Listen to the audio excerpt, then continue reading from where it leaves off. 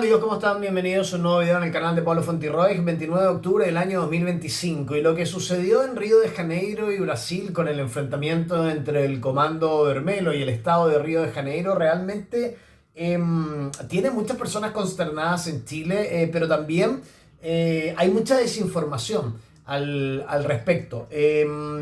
Y quiero hacer este video para explicarles y compartir el conocimiento desde este lugar de Latinoamérica para que ustedes vayan entendiendo más o menos qué es el Comando Vermelho, cuál es su historia, cuál es la historia de los enfrentamientos entre el Comando Vermelho y el Estado de Río de Janeiro. Recuerden que Brasil es un Estado federal, no es un país regionalizado como Chile. Entonces, hoy yo he visto con mucha preocupación un montón de comentarios dentro de mis redes sociales, en X, en @FontirroyPablo, en Instagram, en @PabloFontirroy1, en TikTok, en @PabloFontirroy6, y acá en la comunidad de YouTube sobre personas que culpan a Lula da Silva, sobre personas que culpan, e incluso dicen que esto es la nueva era de Trump.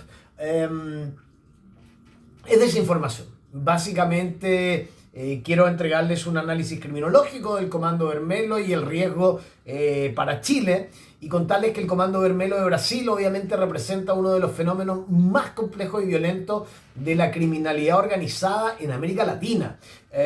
Su historia y su confrontación con el Estado de Río de Janeiro, que no es con Lula, sino que es con el Estado de Río de Janeiro, ofrecen un caso de estudio que es crucial para la criminología y la seguridad, especialmente en el contexto de la evolución del crimen organizado transnacional. Hay una historia de confrontación entre el Comando Vermelho con el Estado de Río de Janeiro, y esto tiene sus orígenes en 1979. Esto no es propio de Lula, esto es muy antiguo. El Comando Vermelho fue fundado en 1979 en la prisión de Cândido Mendes, en Ilha Grande de Río de Janeiro. Inicialmente surgió como una alianza totalmente atípica entre delincuentes comunes y presos que se denominan presos políticos. Eran militantes de izquierda. Esto fue durante el gobierno militar de Brasil. De estos últimos, el Comando Vermelho adoptó conceptos de organización, conceptos de disciplina y la noción de una caja común, lo que se conoce como Caixado do Comando, ¿ok? O Caixado Comando, para apoyar a los presos, para apoyar a sus familias, otorgándoles obviamente un aura de respeto y autoridad dentro y fuera de la cárcel. En 1980 y en los 80 en general, el grupo transiciona del robo de bancos al secuestro y luego al narcotráfico, estableciendo fuertes lazos con carteles colombianos, en esa época con Pablo Escobar, y tomando el control de diversas favelas de Río de Janeiro, y copian el modelo de Pablo Escobar. Estamos hablando de 1980, no estamos hablando del 2025. Imagínense y trasládense a lo que era Colombia en 1980. Y entonces se instala una gobernanza paralela. En la favela, el Comando Vermelho estableció un sistema de gobierno paralelo, proporcionando además cierto orden social, empleo y en ocasiones ayuda económica a todas las personas que eran marginadas por el Estado en esa época, fortaleciendo su base de apoyo y obviamente el control territorial. Hoy Río de Janeiro, para que ustedes entiendan más o menos, el 40% de la población de Río de Janeiro está controlada por este gobierno paralelo en el Estado de Río de Janeiro de el Comando Vermelho. Entonces yo de repente leo comentarios donde la gente dice: no, la delincuencia desaparece con los militares, y me asusta entender que hay personas que creen que esto tiene una solución de la noche a la mañana. Estamos hablando de 1979, estamos hablando de casi 50 años después. Y estamos hablando de un enfrentamiento brutal entre el Comando Vermelho y el Estado de Río de Janeiro, que se ha tomado la vida de aproximadamente 150 soldados del Comando Vermelho, y según las informaciones, esto está completamente en desarrollo, y 4 policías, 2 de la BOPE, 2 sargentos de la BOPE oficial, y 2 elementos de la Policía Civil. Entonces, acá hay una rivalidad y una fragmentación que se produce luego, pasa 1979, 1980, y en 1990 el poder del Comando Vermelo comenzó a ser diputado con la aparición de fracciones disidentes, como por ejemplo el Tercer Comando, el TC, y luego los Amigos dos Amigos, los ADA, y el Terceiro Comando Puro, el TCP. Esta fragmentación obviamente llevó a batallas territoriales constantes y a un aumento de la violencia urbana. Han habido muchos conflictos desde 1979, incluso intervenciones de las Fuerzas Armadas en el contexto brasilero, que no es el mismo que el contexto chileno, y eso es lo que deberíamos entender.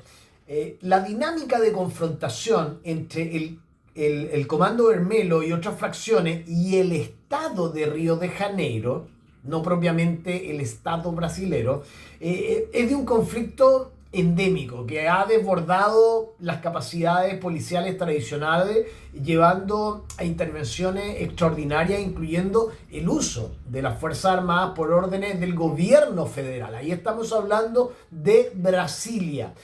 ¿Por qué? Porque hay un desafío a la soberanía estatal. El Comando Vermelo ha controlado, como les decía, amplias zonas territoriales, imponiendo sus propias reglas, realizando cobros, las extorsiones y utilizando la violencia ostentativa como mecanismo de intimidación y como mecanismo de control. Y esto constituye una forma de gobernanza híbrida, donde el Estado coexiste con el poder criminal. Hoy los chilenos recién están escuchando de otros actores de las comunicaciones este término de la guerra híbrida, que ya está obsoleto. Increíblemente, esto ya está obsoleto. Hoy hablamos de gobernanza híbrida. Y estamos hablando del uso de las Fuerzas Armadas, porque el recurso de las Fuerzas Armadas por parte de Brasilia ha ocurrido en momentos de crisis de seguridad extrema, en grandes operativos o para garantizar procesos electorales. Un ejemplo claro fue una intervención que hubo en el año 2015, pero también en el 2018, cuando el gobierno de Brasilia decretó una intervención federal en la seguridad pública de Río de Janeiro, entregando el control al ejército por un año. Es decir, lo que hoy está haciendo Trump en Estados Unidos ya se hizo en el año 2018 en Brasil. ¿Cuál fue el propósito? Neutralizar al crimen organizado, retomar el control de los territorios y reducir la violencia. En esa época hubo crítica y hubo consecuencias, porque estas operaciones, a pesar de su magnitud, como el despliegue de 40.000 hombres en Brasil para custodiar las elecciones, con 6.500 en Río de Janeiro solamente, son criticadas por ser fragmentarias, por no abordar las causas estructurales y en ocasiones por acusaciones de ejecuciones ilegales. No se puede controlar a todos, obviamente.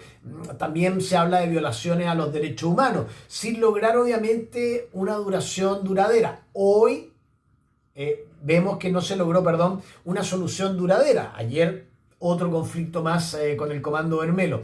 La simple presencia militar sin una estrategia integral a menudo solo desplaza temporalmente el problema. Entonces, si pretendemos acabar con el crimen organizado en Chile usando las Fuerzas Armadas, tenemos que entender que tiene que haber una inteligencia previa. Y tiene que haber habido una inteligencia previa de a lo menos 3 años.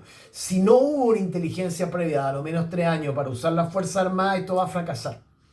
Y no es que yo sea pájaro de mal agüero, pero la evidencia así lo dice. Y se habla de presencia del Comando Vermelo en Chile y hay análisis de riesgo. Si bien el Comando Vermelo es predominantemente una organización brasileña, su expansión se inscribe en la dinámica de crimen organizado transnacional. Las organizaciones criminales brasileñas, el Comando Vermelo y especialmente el primer Comando de la Capital, el PCC, se han expandido en Sudamérica para controlar sus negocios, particularmente en Bolivia, en Perú y en Colombia, y todo lo que tengan que enviar o traer hacia y desde Brasil y Europa. Entonces, hay una estrategia de expansión. su presencia en países vecinos a Chile, incluyendo la Triple Frontera, incluyendo Paraguay, incluyendo Argentina, se centra en la logística de sus negocios, en el control de algunas cadenas y en la obtención de algún tipo de ganancia. En Chile, la mayor amenaza hoy del crimen organizado transnacional proviene, según los medios de comunicación y según la Fiscalía, de un listado de 16 organizaciones, y les voy a decir hasta ahí. Eso es según la Fiscalía Nacional y según la PDI. Esto es completamente errado, pero bueno, ellos son los expertos, uno es comentarista nada más. Ellos visualizan junto a los medios de comunicación delitos que son más visibles, que son de alto impacto social, como el secuestro, la extorsión, la trata de personas. Pero hay presencia del Comando Vermelo en Chile, y esta presencia obviamente es mucho más discreta, por decirlo de alguna manera, y está vinculada a otra área de negocio que faciliten otro tipo de negocio, más que un control territorial masivo como el que se da en Río. Ahora, Chile vive una etapa de crimen de tercera generación. Entonces, hay un riesgo de rioización, ¿no? De que la región metropolitana o Valparaíso se conviertan en una especie de Río de Janeiro, y que veamos este tipo de enfrentamientos en Chile. Bueno, el término de crimen de tercera generación o crimen organizado transnacional se refiere a organizaciones que ya no están buscando solo ganancia.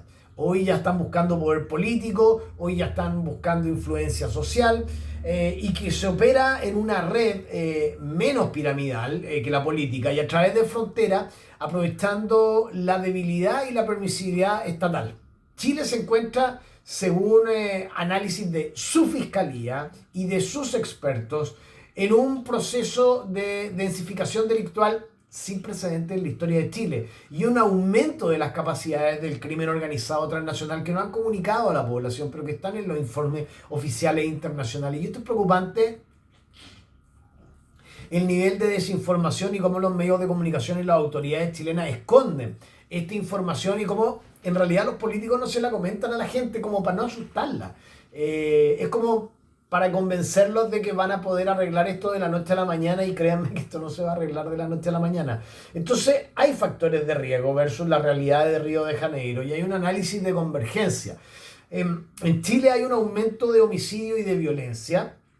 La realidad de Río de Janeiro es que la violencia es endémica y las batallas territoriales por el narcotráfico son todos los días, y sí hay un alto riesgo de convergencia, porque el aumento de homicidio en Chile se asocia a ajustes de cuentas por narcotráfico, replicando la lógica de control territorial que se da en Río de Janeiro. Por otro lado, en Chile existe el tráfico de armas. En Río de Janeiro la realidad es que se controla y utiliza armamento de guerra en sus conflictos, algo que ya se está viendo en Chile. Y el riesgo creciente es que el tráfico de armas ha potenciado la capacidad ofensiva de las organizaciones en Chile, aumentando la letalidad. Hay otros factores de riesgo en Chile, que son la extorsión y el secuestro. La realidad en Río de Janeiro es que el Comando Vermelo realiza extorsiones y otro tipo de delitos de alto impacto, y el análisis de convergencia es que este riesgo ya está materializado. Hoy hay organizaciones en Chile que ya han introducido el secuestro extorsivo y la extorsión sistémica, práctica antes casi inexistente, pero de las cuales los chilenos son víctimas porque desconocen cómo se mueve el crimen organizado. Por ejemplo, tenemos el alcalde de Macul, que hoy está siendo investigado, y muchas otras autoridades políticas y empresarios que consumen tráfico de personas de estas bandas, que consumen elementos, que tienen esta cultura, esta narcocultura, y creen que por ser parte de o amigos de se van a salvar de ser secuestrados, y realmente no es así. Entonces, hay mucho desconocimiento por parte de las autoridades, mucho desconocimiento por parte de la prensa, mucho desconocimiento por parte de la ciudadanía.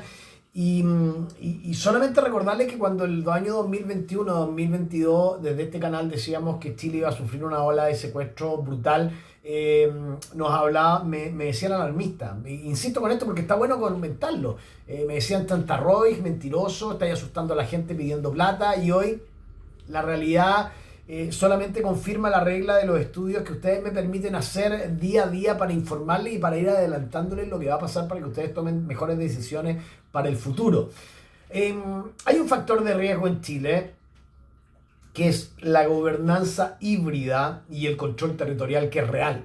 En Brasil y en Río de Janeiro hay un control de facto de la favela. Hoy hay leyes y servicios paralelos que entrega el narcotráfico en la favela. Insisto, el 40% de la población de Río de Janeiro vive bajo esto.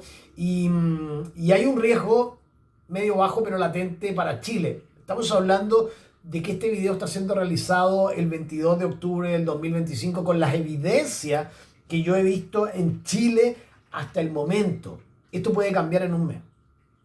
Esto es tan cambiante que esto es solamente con lo que yo he visto hasta el 29 de octubre del año 2025, y quiero dejar esto súper claro para que ustedes entiendan que esto es sumamente dinámico y puede cambiar en 30 días. Actualmente el control en Chile es más sobre los mercados ilícitos que sobre las amplias zonas geográficas y los servicios sociales como en Río, pero no obstante en Chile ya hay zonas de sacrificio entregadas por el Estado al control del crimen organizado. Y hoy ya por lo menos uno ya tiene definido los barrios críticos que van a ser capturados o que podrían ser capturados si el Estado cede terreno. Y hasta el momento el Estado ha cedido terreno desde el año 2015. Y no hay en 10 años una política que demuestre que esto se está cambiando, una política a largo plazo, a lo menos 1 a 3 años no se ve. Entonces, en Chile ya se está dando la infiltración estatal, la corrupción, y el Comando Vermelo desde 1979 ha utilizado esta corrupción para su operación, y hoy este riesgo es latente para todo Chile, aunque en menor grado que en Brasil. Obviamente la corrupción a nivel chileno y fronterizo es la línea de flotación para la expansión del crimen organizado transnacional. Chile, con el avance de las organizaciones de tercera generación y la posible expansión logística que se está dando subterránea del Comando Vermelo y el primer Comando Capital, está en un riesgo latente de experimentar una crisis de seguridad con características similares a la de Río de Janeiro, pero con diferencias clave. La principal diferencia radica en el grado de control territorial social que el Comando Vermelo ejerce en la favela desde 1979, algo que no se replica completamente en Chile, pero que ya se está dando en algunas zonas. Y en la región metropolitana, y en la quinta región, que es lo más grave. Sin embargo, la introducción de delitos de alta violencia, los secuestros, las extorsiones, el sicariato y la densificación delictual con un aumento en la capacidad ofensiva de las bandas señalan que Chile tiene un repunte, una trayectoria sumamente peligrosa que no se vio en Brasil. Si el Estado chileno, con el próximo gobierno, porque yo no espero nada de este gobierno, no logra una coordinación total y una respuesta integral que combine fuerza policial, inteligencia financiera y por otro lado política social en barrios vulnerables, el fenómeno de la rioización del crimen podría consolidarse, forzando en el futuro la consideración de medidas extremas como la intervención militar, lo que desdibuja el rol de las Fuerzas Armadas y erosiona obviamente para algunos sectores, no para todos, la legitimidad estatal. La respuesta de Chile al avance del crimen organizado transnacional, ejemplificado por la amenaza del Comando Vermelo, difiere fundamentalmente del modelo de pacificación implementado en Río de Janeiro, lo que ustedes vieron y están viendo en las noticias, y en Brasil, principalmente por su enfoque, por la herramienta y por la intensidad de la confrontación militar. ¿Cuál es el modelo de pacificación en Río de Janeiro? Para que entiendan lo que está pasando en Río, que es un estado que no tiene nada que ver con Lula. El modelo de Río se centró históricamente en una estrategia de ocupación y confrontación armada con las fracciones criminales, Comando Vermelo, primer Comando Capital y otras que ejercen obviamente control territorial de facto en las favelas desde 1979. Entonces se crearon las UPP, que son las unidades de policía pacificadora, ¿Cuál fue el concepto? Esto fue implementado desde el 2008 y buscaban la ocupación permanente, la saturación policial de la favela para desplazar a los narcotraficantes e instalar una presencia estatal sostenida. ¿Cuál fue el mecanismo? Bueno, inicialmente implicaba una intervención violenta con fuerzas de élite como la BOPE e incluso las Fuerzas Armadas para limpiar el territorio, seguido por la instalación de una comisaría de UPP con policías especialmente seleccionados. ¿Cuáles fueron los resultados? Inicialmente hubo una reducción de la violencia y una mejora en los indicadores sociales. Sin embargo, el modelo colapsó. ¿Por qué? Primero, por la corrupción endémica dentro de las propias unidades policiales. Segunda, por la respuesta militarizada de las facciones criminales. Tercero, por la falta de inversión social profunda y duradera, llevado a la reversión del control territorial por parte de los grupos armados. Luego se da la intervención federal en el año 2018. Ahí el concepto fue el uso del ejército como mando y control sobre la seguridad pública estatal, una medida constitucionalmente excepcional. ¿Cuál fue el mecanismo? Una operación a gran escala con armamento de guerra y blindado destinado a desmantelar la logística criminal y el control absoluto de las favelas. ¿Cuál es la crítica que se hizo? Después de observar cómo se produjo y el resultado a hoy, bueno, demostró ser una solución simplemente temporal y de fuerza bruta, al ser la Fuerza Armada una fuerza de defensa y no de seguridad pública. Sus acciones a menudo generaron controversia por violaciones a los derechos humanos que se cometieron y finalmente no lograron desarticular la estructura criminal de manera permanente. Solo se limitaron a desplazarla. Entonces, ¿cuáles son las estrategias de respuesta de Chile? Analicémoslas hasta el día de hoy. Desde el año 2015 yo las estoy viendo. La respuesta chilena, aunque en un momento inicial menos violenta y territorial que la brasileña, se está moviendo hacia una combinación de fortalecimiento legal, inteligencia y saturación policial estratégica. A ver, analicemos la estrategia chilena, el enfoque y la comparación con Río, hasta hoy 29 de octubre del año 2025. Primero, en Chile ha habido un cierto fortalecimiento legal e institucional, con un enfoque a una creación de ley contra el crimen organizado, perfeccionamiento de técnicas de investigación, estamos hablando de agentes encubiertos, de escucha, y la creación de esta denominada Fiscalía Supraterritorial. Si la comparamos con la realidad de Río de Janeiro dependió más de la Fuerza Armada. Chile en ese sentido prioriza la sofisticación legal y de inteligencia para desbaratar estructuras financieras y de liderazgo. Vayamos a una segunda estrategia chilena, que es el enfoque en inteligencia financiera. Y desde ahí, si analizamos este enfoque, estamos viendo que hay un uso intensivo de la unidad de análisis financiero para rastrear el lavado de activos y confiscar bienes ilícitos, que no está dando buenos resultados. Están más enfocados en ciudadanos comunes que realmente en delincuentes, pero esto pasa porque desconocen cómo se manejan las estructuras afuera y básicamente por eso está fallando. Y este es el punto fuerte de la estrategia y que está fallando. Busca supuestamente cortar el oxígeno financiero del crimen, a diferencia de Río, donde la respuesta fue predominantemente territorial y militar. Después hay una estrategia chilena que se ha dado, que es la saturación policial estratégica. Han habido operaciones focalizadas de Carabineros y la PDI con refuerzo logístico en barrios denominados prioritarios y en la zona fronteriza, en la zona norte. Esto es similar a las fases iniciales de la unidad de policías que se crearon en las favelas en el año 2008, pero sin el componente militar masivo.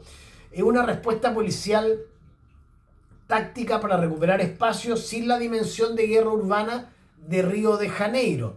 Si volvemos a analizar la estrategia chilena con respecto a la Fuerza Armada en roles acotados y vemos el enfoque, hasta hoy, desde el 2015 hasta hoy día, las Fuerzas Armadas han sido utilizadas en roles logísticos o de resguardo de la infraestructura crítica o en el resguardo de la frontera, según la ley de infraestructura crítica, pero no en labores de seguridad pública interna contra las bandas criminales urbanas.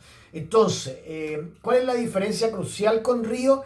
que Chile mantiene un marco legal estricto que separa la defensa de la seguridad pública, evitando el riesgo de militarización que afectó a Brasilia y su Fuerza Armada en Río de Janeiro. Entonces, Chile hoy está utilizando un modelo desde el año 2015 que busca evitar la rioización, o sea, la militarización del conflicto y el control territorial de facto mediante, primero, el énfasis en la ley de inteligencia. Se está enfocando en la desarticulación económica y de liderazgo, que es el modelo de cuello blanco, más efectivo contra el crimen organizado transnacional de tercera generación, pero lamentablemente estamos viendo que los Hermosilla, los Jado y toda esta gente que está ligada al crimen organizado transnacional finalmente está en sus casas. Entonces no lo estamos viendo en la cárcel. Entonces, mucha ley, poco resultado para el público presente. Por otro lado, están tratando de evitar la militarización urbana y al no utilizar las Fuerzas Armadas directamente en las poblaciones, los sucesivos gobiernos de Bachelet, Piñera y Boric han tratado de evitar la escalada y que Chile, que es como un baluarte en el negocio de los derechos humanos, hoy no se ha visto como un violador de derechos humanos.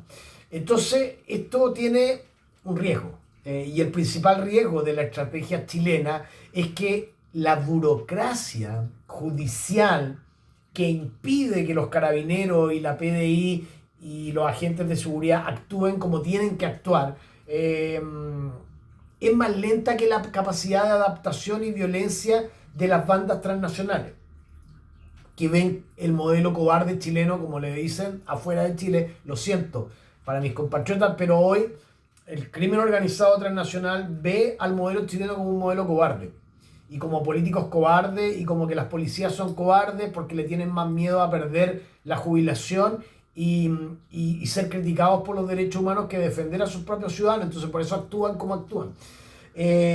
No lo digo yo, lo están diciendo los agentes del crimen organizado transnacional. Yo creo que Carabineros, la PDI y las Fuerzas Armadas están atados de mano ideológicamente desde el año 2015 y que hay que cambiar el Poder Judicial, la Fiscalía y las leyes para poder hacer un combate directo al crimen organizado transnacional, pero con inteligencia. Y si no se da con inteligencia, estamos cagados, literalmente. Entonces, y no hay inteligencia. Uno lo ve, no hay una inteligencia previa. Entonces, esta burocracia judicial y policial es más lenta que la capacidad de adaptación y violencia de las bandas transnacionales. Y aprovechando esa cobardía y esa lentitud, estas organizaciones se están consolidando y están consolidando su mercado y su capacidad de extorsión y la capacidad de sicariato y de secuestro. Y si el crimen organizado logra consolidar el control territorial, pero social, en zonas vulnerables, tal como está pasando en Chile y tal como está sucediendo en Río de Janeiro. A ver, un ejemplo es Temucucuy, uno. Después tenemos un montón de ejemplos en la quinta región y en la región metropolitana. Y después tenemos otro ejemplo a nivel país. Pero solamente quiero nombrar Temucucuy porque los otros me los quiero reservar. Esos controles territoriales hoy se están dando en Chile tal como sucedió en Río de Janeiro. Entonces, eso indica que la respuesta chilena a hoy, 29 de octubre del año 2025, podría verse forzada a endurecerse, acercándose peligrosamente a un escenario de conflicto similar al que Brasil vive desde 1979. 49 años. Entonces, si los políticos chilenos, que son en su mayoría abogados, siguen cometiendo los mismos errores, si los encargados de la seguridad y el combate al crimen organizado transnacional siguen cometiendo los mismos errores que están aprendiendo en sus universidades,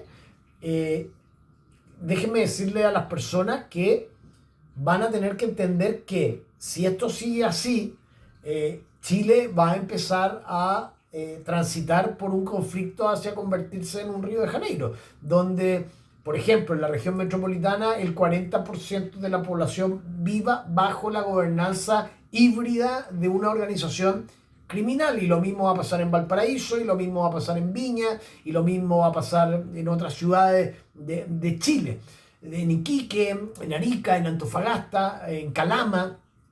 Entonces hay que poner mucha atención ahí y no dejarse guiar por algunos voladeros de luces.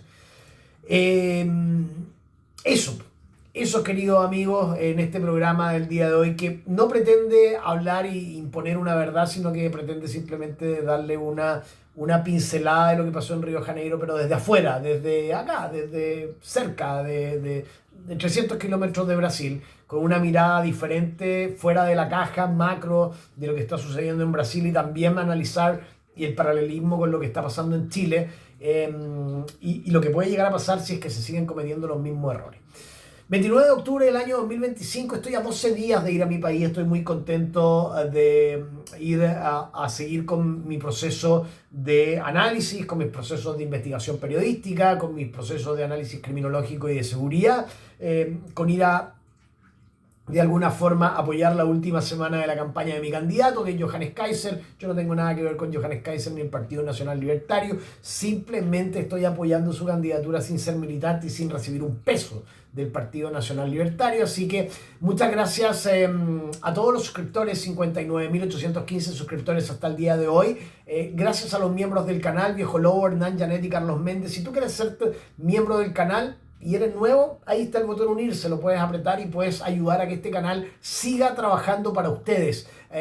También puedes hacer aportes voluntarios a través de la cuenta corriente del Banco Falabella, que está abajo de este video, y me ayudas a cerrar el mes este 29 de octubre del año 2025. También puedes hacer tus aportes voluntarios a la cuenta Ruth, como Lorna, que estuvo tremenda, como Cecilia también, como Elba, como Omar, como Mirley, como Sergio Eduardo, que esta semana ha estado presente para este fin de mes. Así que muchas gracias a los aportes voluntarios a través de la cuenta Ruth.